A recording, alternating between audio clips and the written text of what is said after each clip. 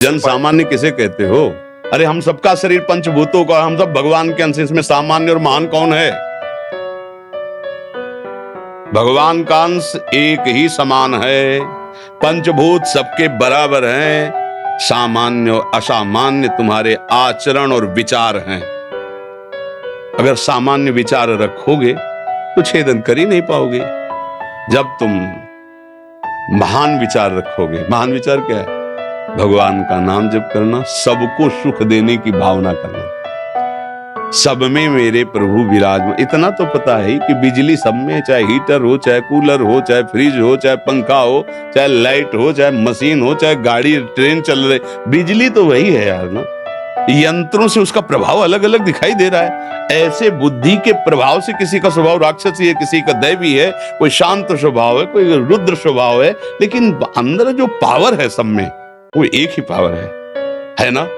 हम उसी पावर के उपासक हैं, उसी सत्ता के उपासक हैं। हमारे मन वचन कर्म से दूसरों को सुख देने की भावना बनने लगे और नाम जप करो, सत्संग करो।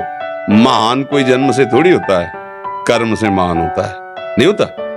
मगर जन्म से महान होता तो रावण जैसा कौन महान है? ब्रह्मा के मानस पुत्र पुलस्त्य जी, और पुलस्त्य जी ने अपने एक अंश में विश्रवा, और विश्रवा पुत्र रावण। एकदम एकदम महान उत्तम कुल पुलस्त्य करनाथ। अगर कुल से महान होता तो कैसे? तो हम किनका चरित्र गाते हैं? जिनके चरित्र अच्छे हैं उनके चरित्र गाते हैं, जिनके चरित्र पावन करने वाले हैं। महान और अधम कौन होता है? जिसका चरित्र बिगड़ गया, जिसका विचार बिगड़ गया, वही अधम हो गया। बका पावर में कोई कमी नहीं है। जो आपके अंदर है वही पावर सर्वत्र है, वही पंचभूत तुम्हारे शरीर है, वही पंचभूत यहाँ है। विचार और आचरण ये लघु और श्रेष्ठ बनाते हैं, पावर सब में बराबर है। आप अच्छे आचरण से चलोगे तो संशय, अविद्या, अज्ञान अपने आप नष्ट हो जाएगा।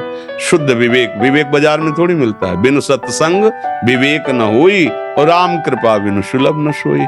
भगवान की कृपा से सच्चे संतों का संग मिलता है और संत समागम से विवेक जागृत होता है। विवेक मोह जहां प्रकट हुआ तो होए विवेक मोह भ्रम भागा, तब सब विषय विलास विरागा।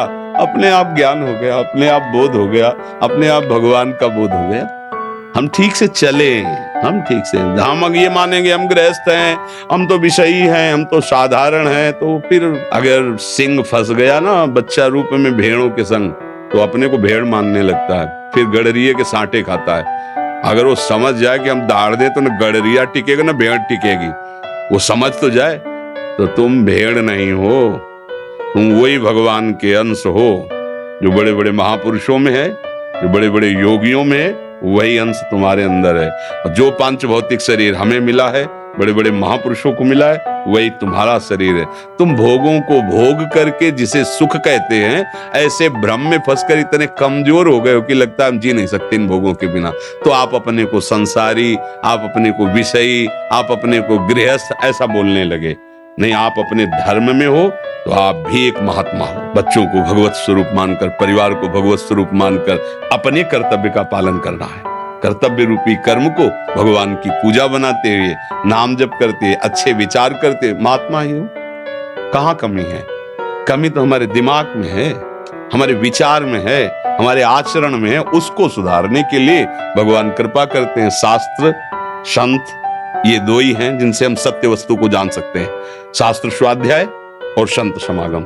अगर ये दो जीवन में नहीं है तो पशुता अपना अधिकार कर लेती, चाहे जितना तुम तर्क विवाद करो। देख लेना, पशुता स्वयं भोगने की लालसा, स्वयं भोगने की लालसा, राक्षसी स्वभाव। आप देखते हो, समाचार सुनते हो, आस पड़ोस में देखते हो, जग संसार में रहते तो नहीं देखते कैसा राक्षस हो गया वो व्यक्ति, दूसरे शरीर को कैसी ताड़ना दे रहा है, कैसा कष्ट दे रहा है, यहां तक कि काट देते हैं, मार देते हैं।